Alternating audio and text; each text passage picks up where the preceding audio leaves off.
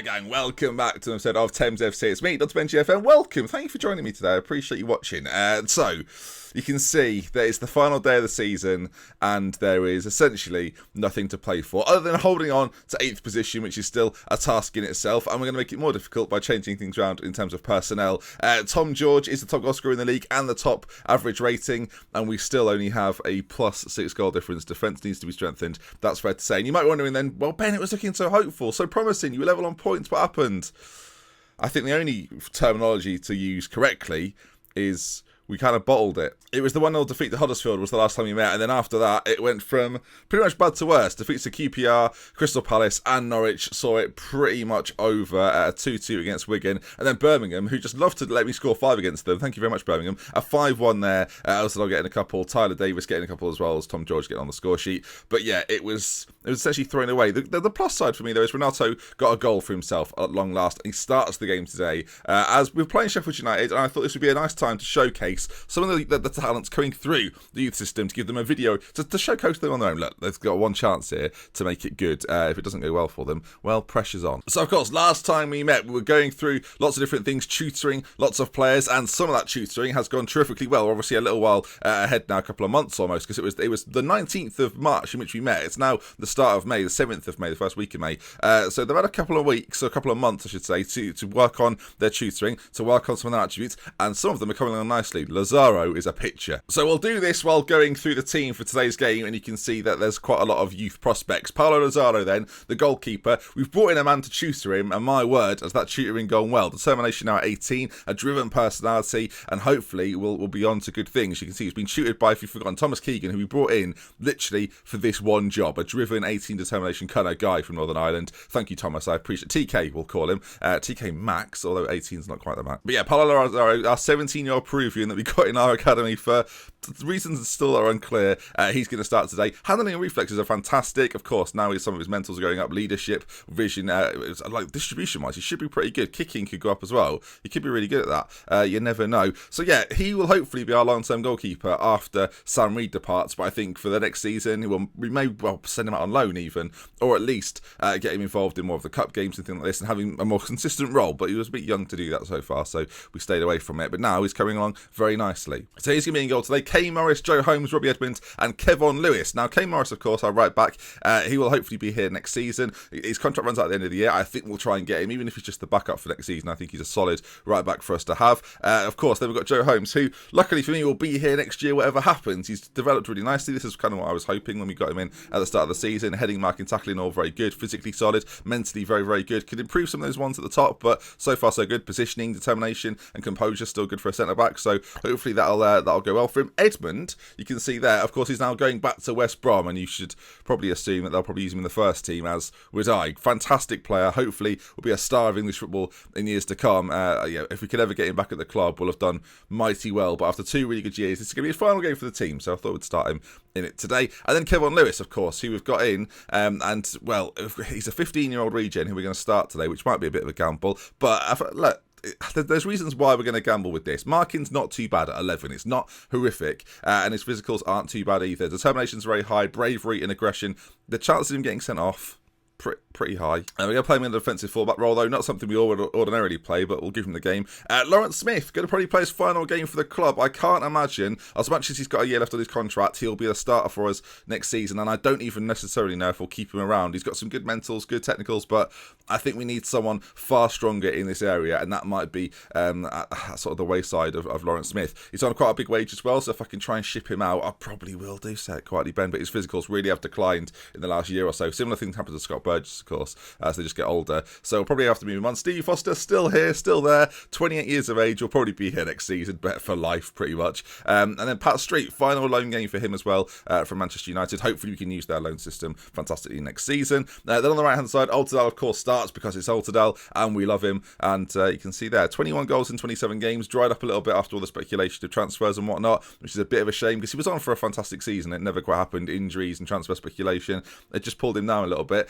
Welter Wink is going to play up top as the striker. You can see the Brazilian is coming along very, very nicely, and hopefully will continue to develop at the club. Ben Hur, of course, arriving next season. Very excited to see how that all occurs. And then Salami. Ken Salami is going to play on the left-hand side. Now, Ken Salami, he's not really fit enough for this game, but he's very fast and he's got a fantastic work rate and he's a bit aggressive. And the key thing before we're starting him is he's called Ken Salami. So, Ken Salami, here we go. And the bench is pretty good, so don't worry about it. Keanu, Tom George, Adam, it'll be fine. It'll probably be fine. Look, and we get basically a free hit at Sheffield United here, 14th in the table. They've got nothing to play for either. A very chilled out afternoon at the Riverbank, so hopefully everyone enjoys it. Hopefully the fans turn up in their numbers and we can give them something to be positive about for next season. See some of the youngsters coming through, some Thames kids, and we have to number them all. Oh God. All right, well, these aren't going to be the numbers that are going to be set in stone. They're definitely not going to be set in stone. Let's just go through some of these. Number 11 is Christy Clark's Locum thing stand, and Reed's going to get 25 or 29.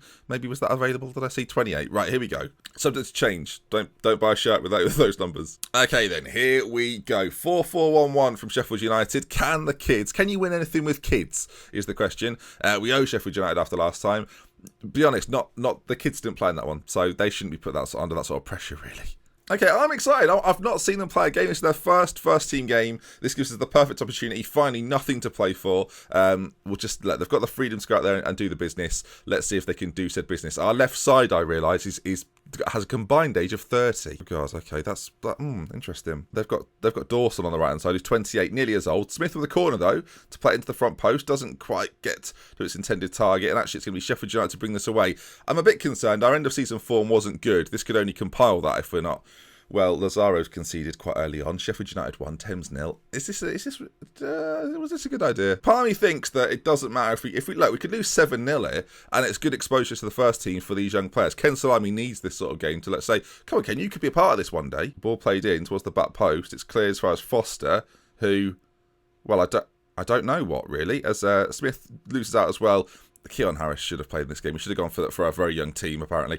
Richards drives forward with it, though. Goes all the way back to Walker, and Sheffield United on that left-hand side, or our left-hand side, working it quite neatly, but that's poor.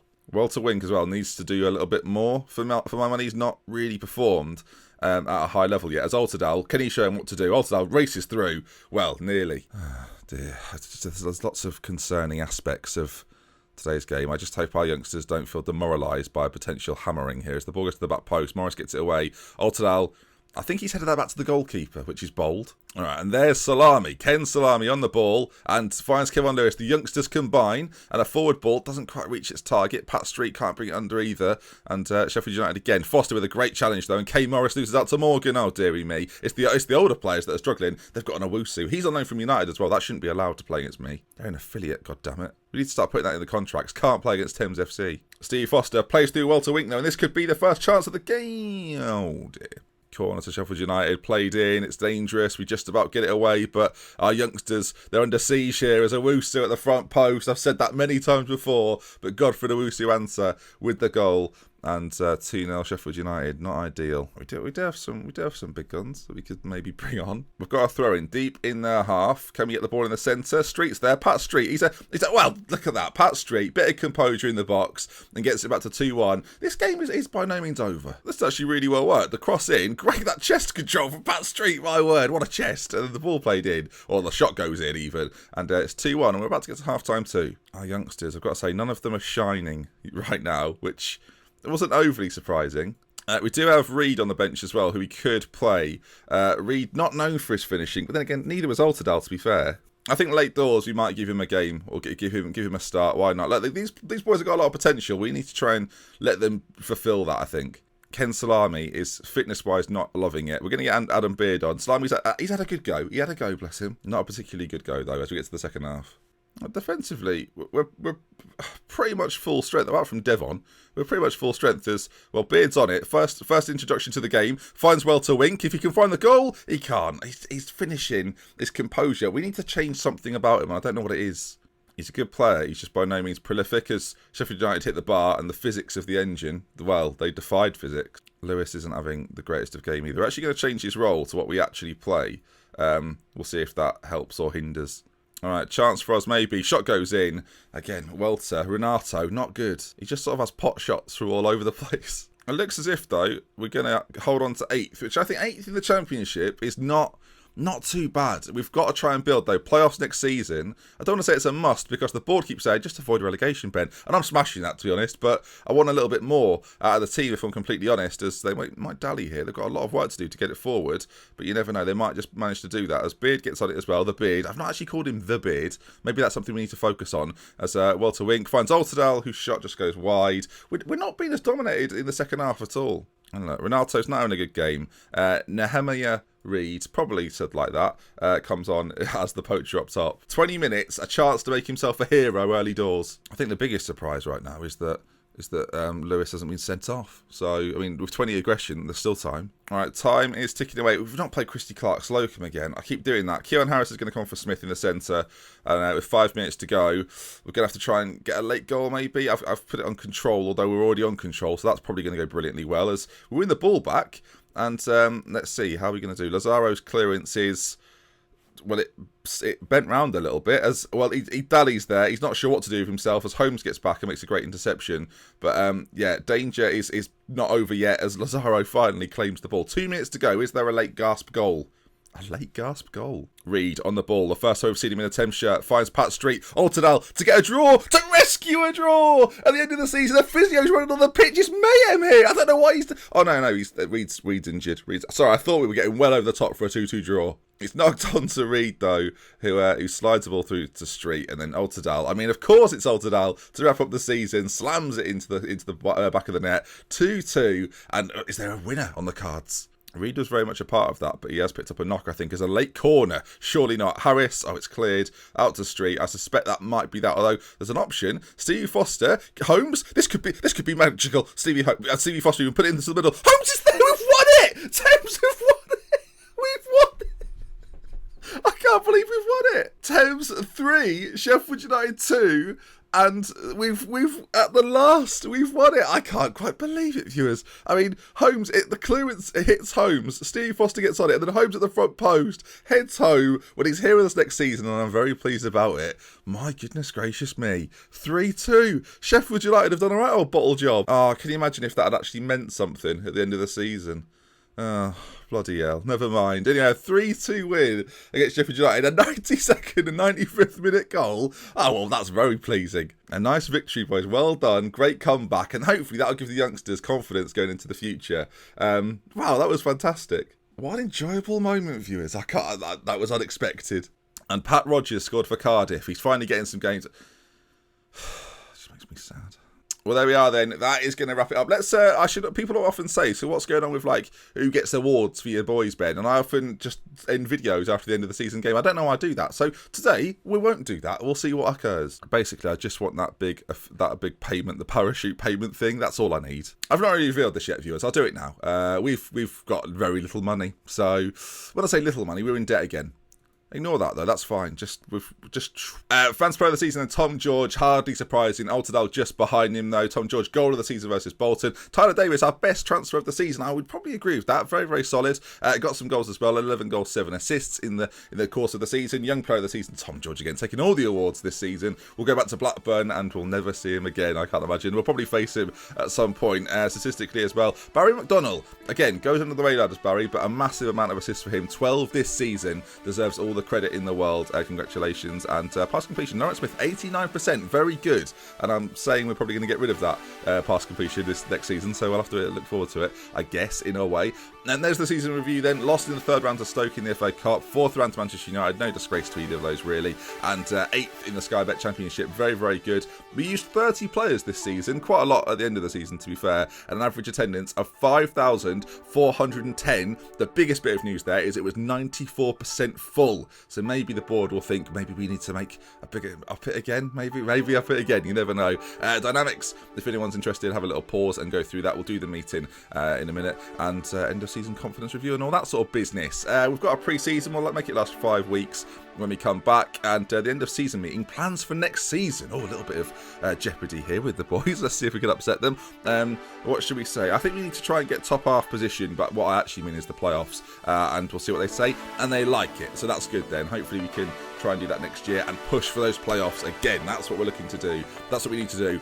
I'm so pleased we stayed with this. We got a transfer budget of $1 million. We'll come to that. Stadium expansion plans announced. We'll get to that in a minute. Expansion to... Oh, for God's sake.